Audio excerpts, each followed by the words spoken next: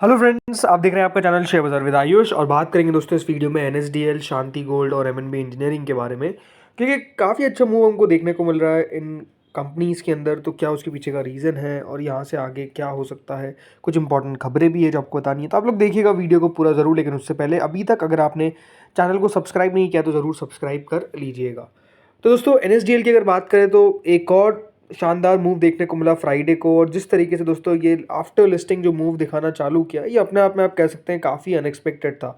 मतलब इस प्रकार का बड़ा मूव आएगा ये कोई सोच नहीं सकता था। अगर आप पिछला हफ्ता देखेंगे तो शेयर लगभग, मतलब अपने लिस्टिंग जो गेन दिया उसको अगर मिला भी लेता हूँ तो ऑलमोस्ट 60% से ऊपर चलता हुआ दिखा है। और अगर आप लास्ट मतलब पिछले हफ्ता देखेंगे तो 50% लगभग दोस्तों शेयर चल गया।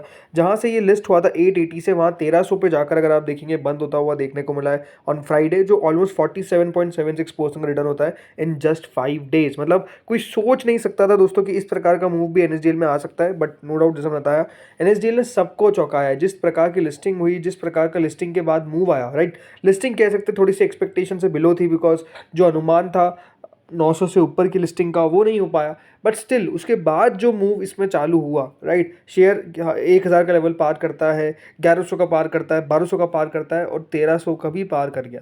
तो ये कह सकते हैं कि देखिए अपने आप में काफ़ी ज़्यादा आप सोच सकते हैं कि अनएक्सपेक्टेड हुआ। और इसके कारण ही कंपनी को अगर आप देखेंगे तो काफ़ी बढ़िया रिटर्न जो है वो इन्वेस्टर्स को कमा कर दे दिए, राइट। लेकिन जब इतना बड़ा मूव आ जाता है, राइट, 67% याद रखिएगा आईपीओ प्राइस से शेयर ऊपर है, तो अब करना क्या चाहिए, राइट। अपने आप में एक सवाल उठता है कि क्या यहाँ पर कैश आउट होना चाहिए या फिर डबल डाउन करना चाहिए।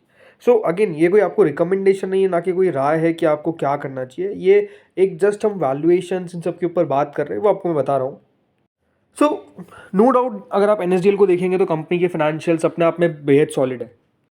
सी, अगर आप एनएसडीएल को देखेंगे तो जिस तरीके से कंपनी ने अपना FY 25 में रेवेन्यू रिपोर्ट किया था, 12% से ज़्यादा का बढ़त था। कंपनी ऑलमोस्ट 25% से ज़्यादा का मुनाफा रिपोर्ट करती है, 343 करोड़ के आसपास का। कंपनी के आईपीओ को प्राइस किया गया था, याद रखिएगा, द प्राइस टर्निंग ऑफ 46।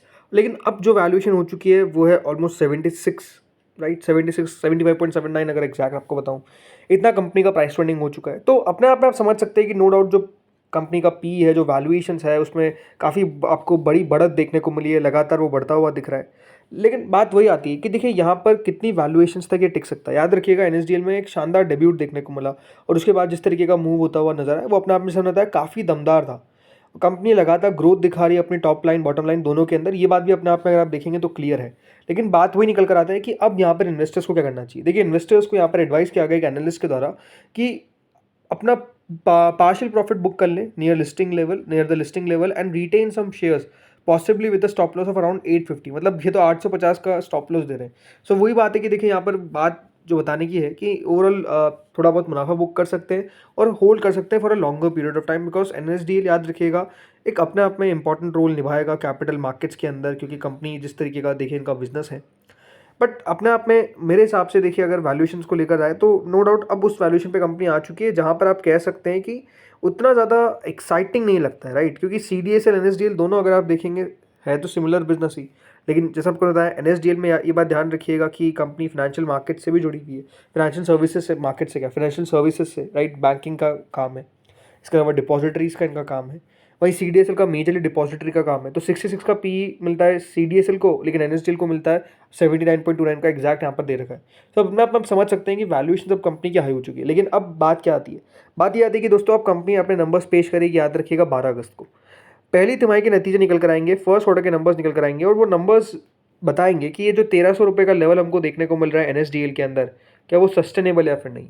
अगर नंबर्स दोस्तों वीक आते हैं, बाजार को पसंद नहीं आते, तो ये बात ध्यान रखिएगा स्टॉक हैमर डाउन हो सकता है, गिर सकता है। तो आई थिंक नंबर्स के ऊपर अब सबको नजर रखनी पड़ेगी, बिकॉज 12 अगस्त को बहुत इंपॉर्टेंट नंबर्स आएंगे एनएसडीएल के। क्योंकि ये जो इतना बड़ा मूव हमको देखने को मिला एनएसडीएल का, ये जस्टिफाई तभी हो सकता है जब कंपनी के नंबर्स भी उस प्रकार के आए। बट अगर नंबर्स अच्छे नहीं आए तो फिर आप अपने आप में कह सकते हैं प्रॉब्लम देखने को मिल सकती है। तो आई थिंक बाजार के लिए एक बहुत इंपॉर्टेंट पॉइंट रहेगा क्या, वो है एनएसडीएल के नंबर्स। देन आई थिंक इसके बाद अगर नंबर्स शानदार है तो और भी ऊपर चल जाएगा, लेकिन नहीं आए तो फिर अपने आप में प्रॉब्लम आ सकती है। बट हमेशा एक बात ध्यान रखिए, जिस तरीके का मूव हमको पिछला हफ्ता देखने को मिला है, ऐसा नहीं है कि ये मूव लगातार आपको देखने को मिलेगा, राइट। ऐसा नहीं है कि हर हफ्ते इतना बड़ा मूव आएंगे। नो डाउट पिछला हफ्ता याद रखिएगा, वैसे भी आईपीओस जो रिसेंटली लिस्टेड होते हैं उनमें एक्टिविटी ज़्यादा ही होती है। लेकिन अब ये है कि हाँ थोड़ा फिर स्टॉक सेटल डाउन होगा, राइट। उसके बाद जाकर देखना पड़ेगा कि किस तरफ मूव करता हुआ दिखता है। तो आई थिंक वो एक इंपॉर्टेंट पॉइंट रहेगा। लेकिन हाँ, वैल्यूएशंस अभी तो अपने आप में हाई है, इसको कोई डिनाई नहीं कर सकता। अब आते हैं अगली कंपनी में दोस्तों, जिसका नाम है शांति गोल्ड इंटरनेशनल।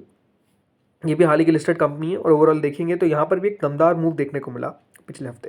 देखिए इंटरेस्टिंग बात क्या है कि जो भी रिसेंटली लिस्टेड कंपनीज है राइट, वहाँ पर आपको बाजार की गिरावट का उतना असर नहीं होता हुआ दिखा।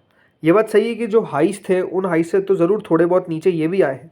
जैसे कि शांति गोल्ड की अगर मैं बात करता हूँ तो जो फ्राइडे को मूव था वो किस प्रकार का था, 228 पे शेयर दोस्तों ओपन होता है और 252 रुपये तक जाता है, फिर 225 का लो बनता हुआ नजर आया।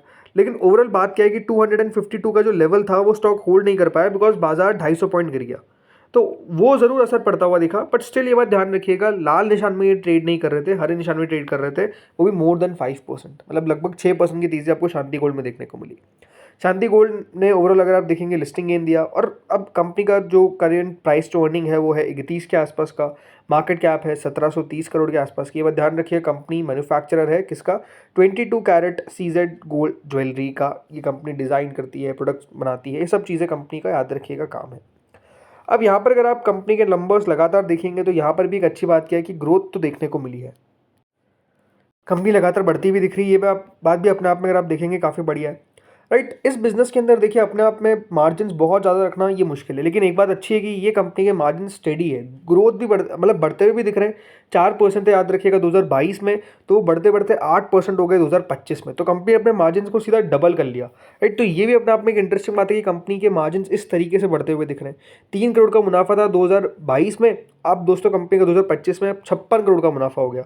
तो यहाँ पर ग्रोथ जो है वो काफ़ी शानदार देखने को मिली। पिछले 3 साल में अगर सेल्स 37% से बढ़ी तो मुनाफा 157% से बढ़ा है, तो ये भी अपने आप में शांति गोल्ड की एक इंटरेस्टिंग बात थी कि कंपनी इतनी तेज़ी से ग्रो कर पा रही थी। तो बाजार ने ओवरऑल इसको भी अगर आप देखेंगे तो अच्छा वेलकम किया और उसका स्टॉक अच्छा गया। अब हाँ, ये बात सही है कि क्लियरली 250 रुपये का लेवल जो है वो उसको क्रॉस करके टिक नहीं पाया, तो आई थिंक मंडे को देखना रहेगा कि बाजार अगर साथ देता है तो क्या फिर से 250 के ऊपर निकलता है या फिर नहीं निकलता है।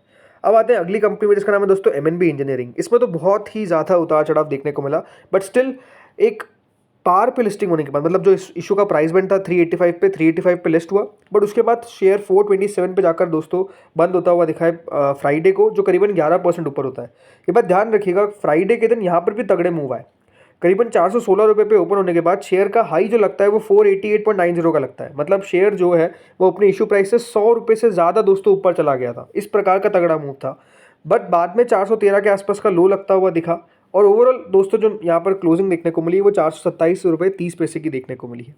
सी एमएनबी इंजीनियरिंग में बात क्लियर है कि यहाँ पर थोड़ी सी लिस्टिंग डिसअपॉइंट हुई, क्यों, बिकॉज इशू प्राइस पे ही लिस्ट हो गया, जो एक्सपेक्टेशंस थे कि 10-15% ऊपर लिस्ट होगा वो नहीं हो पाया।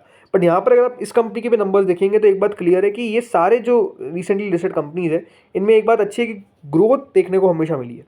जैसे कि सेल्स अगर आप देखेंगे तो 989 करोड़ की आती हुई दिखी FY25 में with a margin of close to 13%, तो मार्जिन में भी तगड़ी बढ़त देखने को मिली। जो मुनाफा था वो कंपनी का 77 करोड़ हुआ। यहाँ पर अगर आप देखेंगे तो पिछले 5 साल में 14% से अगर सेल बढ़ी है तो मुनाफा 48% से बढ़ा है। जो कंपनी का रिटर्न ऑन इक्विटी वो 28% के आसपास का है। और आई थिंक इस इंडस्ट्री के अंदर अगर आप कंपनीज़ को देखेंगे, जैसे कि अभी तो इसका 32 के आसपास का पी है। अब यहाँ पर जो बाकी कंपनीज़ है अगर आप उनका वैल्यूएशन देखेंगे तो आपको टेक्निकली हाई देखने को मिलेगा। जैसे RVNL से कंपेयर कर सकते हैं क्योंकि कंस्ट्रक्शन इंडस्ट्रियल से बिलोंग करती है कंपनी, तो यहाँ पर 54 का पी है, NBCC का 45 के आसपास का पी है, IRB का ज़रूर कम है बट KEC का ऊपर है, कल्पतरू का ऊपर है, टेक्नो इलेक्ट्रिक इंजीनियरिंग का ऊपर है। तो ये सब कंपनीज का वैल्यूएशन अगर आप देखेंगे तो नोटिस यहाँ पर बात है ही कि हाई देखने को मिलता है जिस कंपनी पर ट्रेड करी, तो ये है कि हाँ यहाँ पर जगह दिखती है। अब इन सब कंपनीज के याद रखिएगा नंबर्स आते हुए देखेंगे, Q1 के अभी तक डेट्स अनाउंस नहीं हुई है, Q1 नंबर्स पे आपको फोकस करना है। अगर वो नंबर्स अच्छे आते हैं तो नो डाउट ये बढ़िया कर सकते हैं। हाँ, बाजार का हाथ हमेशा रहेगा, अगर दोस्तों बाजार बहुत तेज़ी से ऊपर नीचे होता हुआ दिखेगा तो उसका असर तो डेफिनेटली कुछ ना कुछ तो नजर आएगा ही। तो दोस्तों इस वीडियो में इतना ही था, होपफुली वीडियो बढ़िया लगा, अगर अच्छा लगा तो लाइक करना, चैनल से पहली बार जुड़े सब्सक्राइब करना। Thank you friends for watching this video.